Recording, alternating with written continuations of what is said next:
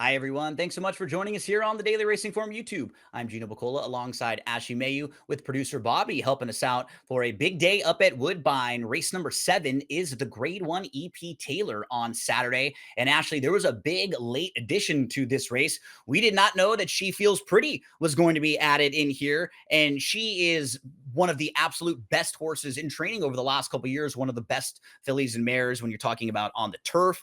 And she absolutely is kind of a standout on paper in here at 3-5, coming up off of that pretty good effort where she was second. I say pretty good because she didn't win the Diana, but she actually earned a career best Beyer speed figure even in defeat. She's a multiple Grade 1 winner. And I will say she's actually had to deal with some kind of tricky turf course conditions in her last few. She was running on those turf courses at Saratoga that were getting a lot of rain. One of them in June when things were changed around on that yielding turf course, then on the good turf course last time out. So, Cherie DeVoe said the horse is doing so well right now. She didn't want to wait and she just wanted to give her an opportunity to run here. Yeah, and I think the key too is timing for a lot of these fillies and mares going here. A great way to qualify for the Breeders' Cup Filly and Mare Turf, as it is a win and you're in. And just going back historically, not necessarily all of the winners, right? But horses that have participated in this race have had good success in the States, in the Breeders' Cup, and always a fun race to watch. So she's a great addition to this field. We obviously have the wild card in here, the number 3 Diamond Rain, and more local horses that have shown what they can do. That includes Ready for Shirl and then Caitlyn Her Greatness, last year's King's Plate winner.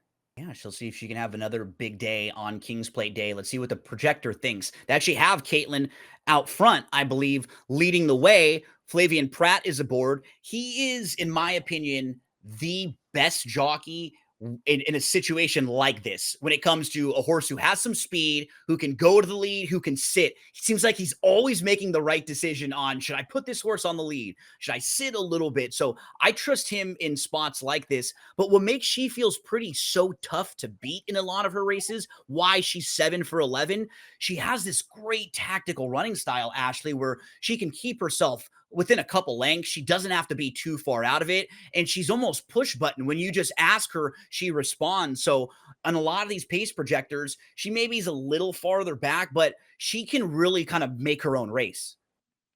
She can. And, in terms of her trip, I mean, if she doesn't make the lead, like you said, she can make her own race. She can sit just off of it and be just fine. Very curious to see how she's going to handle mile and a quarter on a turf. We know she can do a mile and a quarter based on the plate last year, but they're going to make a little bit of a shakeup in here. You mentioned Flavian Pratt climbs aboard for the first time. She's had a couple different riders in her career, and we'll see if she gets pushed in here. Literate could be quite forward in terms of, where she has been in some of her races, but in her last two, Gino, she hasn't been forward. No. And she was a winner in the Trillium coming from way, way out of it. So tricky field here, especially to see what the pace will be like as we meet this field for the Grade 1 EP Taylor, a mile and a quarter on the turf course. Here's Venicia coming out of the Grade 2 Canadian. You have Venicia, Ready for Shirl, who were both in here. You actually see Gimme Another in that race, who's a horse who was in She Feels Pretty's running lines from earlier this year. And I thought Ready for Shirl ran really well in here, able to run down Gimme Another. I actually thought Venicia ran pretty well too. She was widest of all, and you can see she's actually making up some nice ground late. And on the gallop out, she has a pretty big gallop out here. Still a lightly raced 5-year-old, Ashley, with not many bad races overall. No, and she's going to get the opportunity to go longer. I wonder if that sort of aids Yep. her a little bit. I mean, you go down the past performances, you see the race at Chantilly, and she went a mile and 3/16 and won. So I think distance has always been her friend. I think the mile and an eighth, we saw that. Now a mile and a quarter should be perfect for her. And I have to think that Rafael Hernandez, always one of the leading riders up at Woodbine, probably learned a thing or two about her last time. And she is a closer. I don't think you're going to be able to change that, and you're not going to change the tactics. But she, I think, at this price, I don't know if she can beat some of the others in here, especially when we get to the big name in the field, but she can be a factor in the end. Yeah, bottom of exotics, fair price. She's probably going to be a way bigger price than a Ready for Shirl. She showed you she's not far off that form with Ready for Right. Shirl. So if you're looking and if you're playing this race with She Feels Pretty on top and looking for some prices, I'm going to use her as one of those prices, Ashley, because I think, as you pointed out, 1.25 miles, a little bit more distance. We have maybe some little things we can kind of point to, and maybe she can turn the tables on Ready for Shirl last time out. Go to Literate. Grade 3 winner on the synthetic, has traded decisions with Caitlyn Her Greatness over the last two. I wonder how good she is on the grass, though. She's probably better now, Ashley, than when she was running on the grass earlier on in her career. So probably just a better animal. But I do think it's interesting that the connections haven't really gone back to the grass all that much. So she's going to have to improve on her synthetic form to get competitive with She Feels Pretty in here. It'd be better on the turf than on the synthetic. I mean, I think that's the scary part in terms of a figure. They all need to catch She Feels Yeah. Pretty. And obviously she's in grade 1s, grade 3, grade 1. But Literate would be, again, another one that has to catch. I like that you pointed out she turns the tables on Caitlyn Her Greatness here. And if you look at it from a run line perspective, you kind of wonder how, in the fact that she kind of did the same thing. But I thought she had some problems in the Belle Mahone. And then to kind of look at her most recent effort, she was full of run late. And I think, you look at her, she's just a little spotty in the form. She had a big race down at Gulfstream, and then they got really, I think, high on her and put her in the La Troyenne, which is a very lofty spot going from the race that she won at Gulfstream, then to go to Churchill, and also have to go from a 1-turn mile to 2 turns at Churchill. So they've regrouped. I like that she comes in here off a win, but you're going to get value on her now. I just can't stack her against the others. Yeah, agree. Diamond Rain is a Group 3 winner. And in the 6 races, Ashley, 4 of them are really good, and the 2 that aren't are both races that are followed by layoffs. So you could probably make some excuses for those 2 poor performances. Since the layoff, has come back with 2 nice victories, including that Group 3 win. Most recently was 5th of 6th, and was about 4 or 5 lengths out of it. Sat patiently, tipped out, and then kind of quickly moved from the back of the pack towards the front. Like, this horse has some ability, but a total wild card how she'll stack up against the field like this. Appleby, after having great success 2 years ago and a couple years ago, hasn't been quite the same in North America over the last year, but did recently get back into the winner's circle. So I feel like if you're going away from She Feels Pretty, this is definitely one of the horses that you're looking at. Kind of curious what price she'll end up being. I wonder too. And I think when you go back historically, the EP Taylor for Charlie Appleby hasn't been the success. When you think about the success, you think of the Summer, the Natalma, the Woodbine Mile, the Canadian International. He did have a second within the last 5 years with the Moonlight in this race. But I think it's interesting to see her come here. And again, a lot goes with the win and you're in. This is a good kind of experiment. You're not getting a huge field, but unfortunately she has to face She Feels Pretty, where I think if she's not in the field, it's honestly a little bit more wide open. But I look at her races, and the one thing I wonder is, maybe it's a timing thing. Maybe it's where they've been trying to spot. She's going to be fine at the distance, but why haven't they tested her this year overseas, really, in the spots they could have? I mean, it's a game and it's an equation also when you have an outfit like this that has a lot of horses, Gino, that they have to spread them and have to get them into spots where maybe she just, they didn't want to put her against stablemates or whatever the decision be. You have to be really strategic. And I think this is part of their strategy. She Feels Pretty. Multiple grade 1 winner. She's just awesome. Yeah. She's had to deal with those turf courses that are different most recently. She's tactical. She really never runs a bad race. She's raced 11 times in her career, 7 wins, 2 seconds, and 2/3. Grade 1 winner at 2, at 3, and at 4. Grade 1 winner over this turf course at Woodbine, which is also another positive, right? It's not even like this is a course that she doesn't know. So when you're trying to poke holes in her, Ashley, it's kind of hard to do so because style fits really well. She's run over this course. She's in good form. She's coming off a career best effort. Just not a lot of negative things to say. No, one of her worst performances, a 3rd in the Breeders' Cup Juvenile Fillies Turf. I mean, she is just a true athlete, and you went through her list of accomplishments. She has a win at Woodbine. Now I think she's a horse that relishes distance. She's better going longer. When she raced in the Natama, she only went a mile. The mile and a quarter is going to be fine for her. And so you take a look at the Diana, she is in a duel. This is a slugfest between her and the winner. She comes up a little bit short. I don't think she ran a bad race. I know she's favored, and some people will go, she should have won. I don't know if that's the case. These two were both kind of forward. They weren't the pace setter in there. The fourth place finisher was. They got the same trip. She gave the winner 4 pounds. Does it make a difference? Maybe it does. Maybe you believe it does. Maybe you don't. But to me, she still ran a winning race. She just comes up short. Yeah, she's certainly the one to beat. Caitlyn Her Greatness, last year's King's Plate winner. She was projected as Timeform US had her on the front end. I will say in the race that we were watching when Literate came and got her, Caitlyn Her Greatness got a pretty good trip in that race, like a perfect kind of trip. And coming out of that race, I was a little impressed with Literate. So maybe a little bit more disappointed, I think, with Caitlyn Her Greatness in thinking that that was the type of a race she's supposed to get the job done and supposed to seal the deal as a heavy, heavy favorite in there. Maybe the tactics will be a little different in this race, Ashley. Maybe Flavian puts her on the front end, but I had a hard time coming out of that race, not being a little disappointed with her and wanting a little more.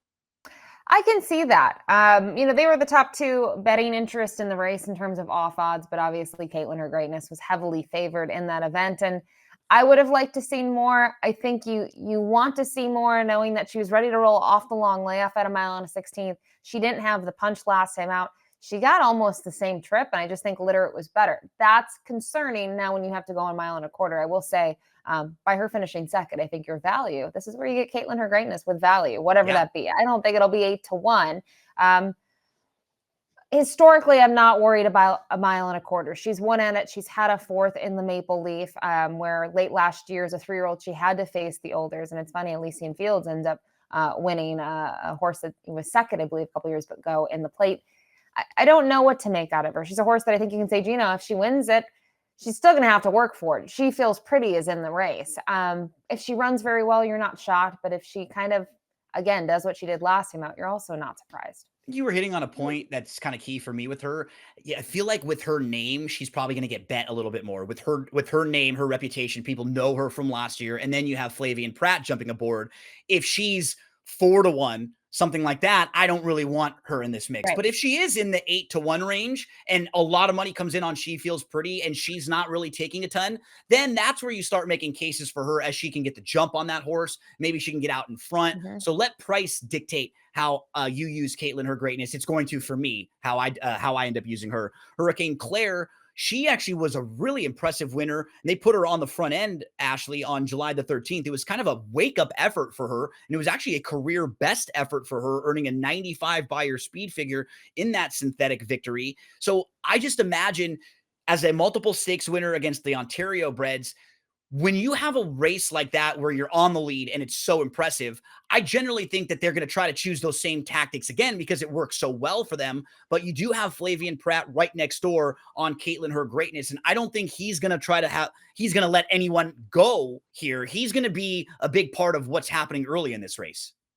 Yeah, it's interesting when you look at the last out. She wins very easy. Wickenheiser's behind her, who was second in the Woodbine Oaks a couple of years ago, but it was a compact field. And I think my concern is that figure jumps off the page, but a different surface. Now, with that said, you can go through her other races and you can see potential. You can go back to, her races, I should say, on the turf. When you go to last year and she participates in the Wonderwear and she wins it, and it wasn't a big field, but it was going a mile and a quarter over this turf course, and she was close to it. She has to be close to it. I agree with you. Those are the tactics that absolutely work. And for her last year, she participated in all races in terms of the Triple Tiara there in Canada. We close things out with Ready for Shirl, 4-year-old filly who wins the Grade 2 Canadian in a career best effort last time out. And you look at her form, she's really moving in the right direction, Ashley. You can go back to the race in April at Keeneland, just put a line right through that race that was taken off the turf at Gulfstream Park, probably in a little bit tough at that time in the Honey Fox, but she's really developed over the last couple races and getting better. And I mean, don't have many knocks on her in this field. She just isn't shown that she has not shown she's quite at the level of a horse like She Feels Pretty yet. So she's going to have to step up and level up to compete with her. But if you took She Feels Pretty out of this race, Ready for Shirl would be favored or second choice and would be a top tier contender. So I'm kind of handicapping it like that, like a race with She Feels Pretty. And then if you took her out of the race, the rest of the field is a lot more evenly matched. And this one is right at the top of that group. Yeah, she also too, when you look at her, I mean, beautifully bred, being a half sibling to Shirl Spite, who we know, and then the mother herself, perfect Shirl. Big upset in the Breeders' Cup back in 2020, 2011. I wonder if she is just getting good at the right time. I do know that when you think of Roger Atfield, you're not necessarily thinking about horses winning on debut, which she did. And you're thinking about horses that are gearing up towards a longer campaign. I know she's a filly, and that could obviously change if you want to go turn her into a broodmare. But to me, she's getting good at the right time. I've liked her progression. She got a little bit earlier of a start by racing down at Gulfstream and say Keeneland. I liked her win last time out. I thought it was well earned. She's obviously going to get a different rider who's actually won aboard her the one time that Javier was in the irons. I like her here. Again, it's just it's so tough to talk about this race and go through it because no discredit to anyone else in here. You have to go against She Feels Pretty, and her figures are just substantially better than everyone. Yeah. And if Ready for Shirl from a price standpoint, if she floats up a little bit, then again, she becomes a lot more playable. You just want to make sure that you're rewarded on price if you're taking a big shot against the heavy favorite who's a lot more accomplished than the rest of this field. And as we move to selections here, Ashley, this is an important race for the exotics too. Anyone who's playing the Woodbine races all throughout the day on Saturday. This one kicks off, I think, a mandatory jackpot power pick 6. And then you and I were also talking about a Kings and Queens plate pick 3 that starts, I believe, in this race and goes races 7, 9, and 10. So take a look at some of the special wagers that they might have for this weekend out at Woodbine. We went through this good field, but it does feel like She Feels Pretty is kind of on top of them. And then we have a next tier. Yeah, her past performances, I think they say what we need to say. She is the horse to beat. I think if you try to get creative, I tried to. I just couldn't. I think she is the most likely winner in terms of the races on the card. She is the one. She's the standout. And sure, she was defeated last time out, but she worked for it. This is for her, I think, compared to some of her other spots, it's a little bit of class relief. 4735 for Ashley, 4317 for me. The one that I'll try to get in the mix with a little bit of value is Venicia. Can I get that gal in the try somewhere and spice things up a little bit? But whoever you play them, we wish you the best of luck on Saturday at Woodbine.